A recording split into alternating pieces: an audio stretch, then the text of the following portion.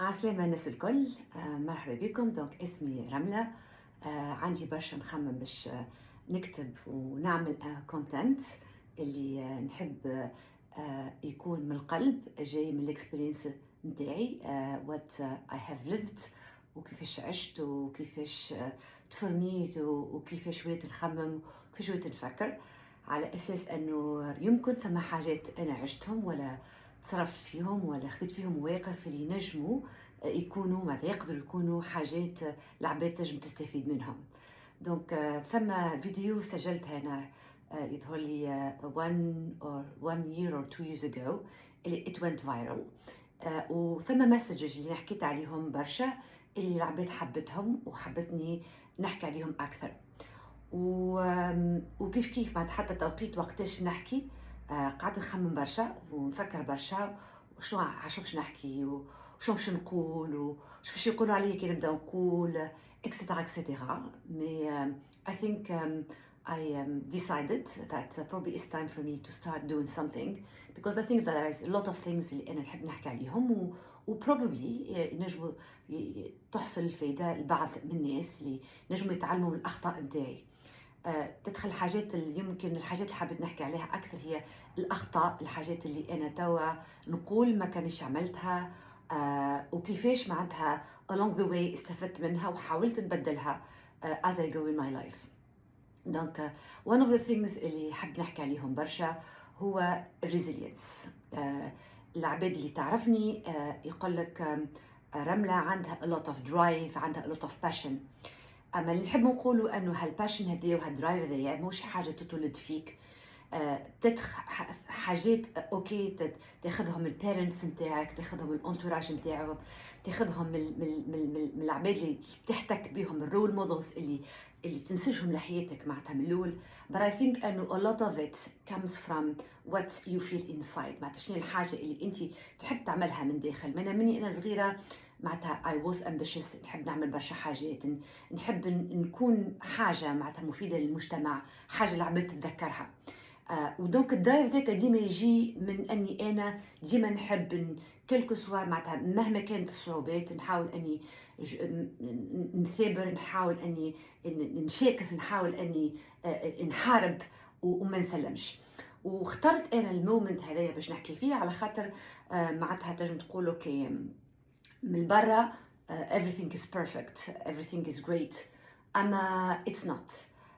وهذاك علاش انا I think it's very important انه نحكيو على الحاجات وقت اللي العبد يبدا ماهوش في احسن ايتا نتاعو، ماهوش في احسن ستيت عنده، وعنده مشاكل اللي ينجم يحب يحكي عليها، مش باش يحكي عليها باش يفضفض، مي مور انه نستفيدوا من الحكايات هذوما اللي قاعدين صارين. دونك بتدخل one of the topic اللي نحب نحكي عليه اليوم كان is one of the topics اللي معناتها resonated a lot اللي هو resilience. و I think باش نحكيو على resilience وقتاش تظهر الأهمية متاع resilience. ما تظهرش هي وقت اللي تبدأ الدنيا تضحك لينا، ما تظهرش وقت اللي تبدأ كل شيء زاهي. en fait resilience تبدأ تظهر أكثر الأهمية متاعها وقت اللي الدنيا doesn't work the way you want. وتجم تكون علاش الدنيا ما مشيتش the way you want جايه من برشا حاجات. تجم تكون من الفاميلي، تجم تكون من الورك، تجم تكون من البارتنر، تجم تكون من الكلوز فريندز.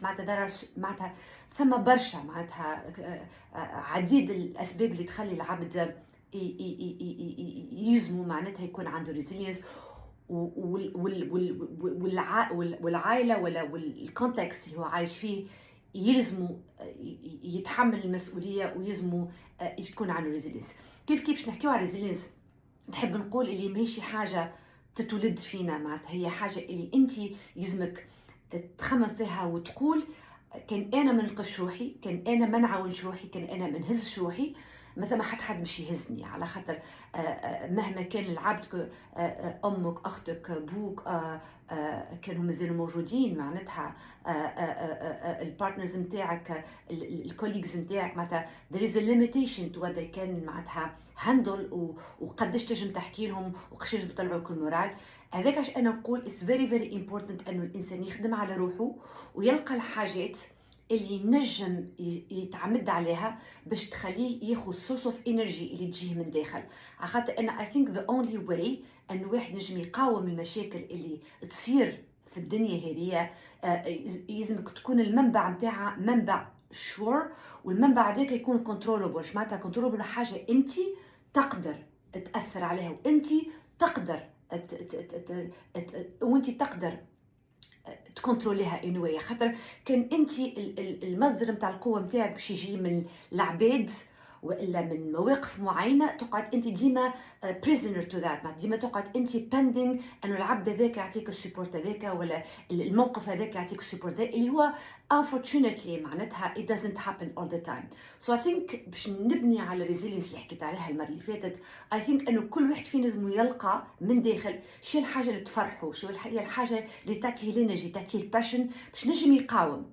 وحاجه نقولها لكم معناتها فيري امبورتنت اللي انا ياسر نحاول نطبقها في حياتي، انه نسمع روحي وقت اللي نحس روحي داون، وقت اللي نحس روحي ما عادش عندي انرجي، وقتها نقول that's time for you رملة to go and fill in your tank with energy. وماذا بيا اكل الفيلينج هذاك ما يجيش من حاجات نون كنترولبل، يجي من حاجات عليها كان كنترول، حاجات اللي انا نجم نعمل عليها في حياتي باش تعطيني الكارج، باش تعطيني الباشن، باش تعطيني الانرجي اللي تخليني I keep going in life. So again my message here is very clear. donc حاول تلقى وقت اللي انت you're down is very normal. and by the way معناتها ثم حتى واحد figured it out.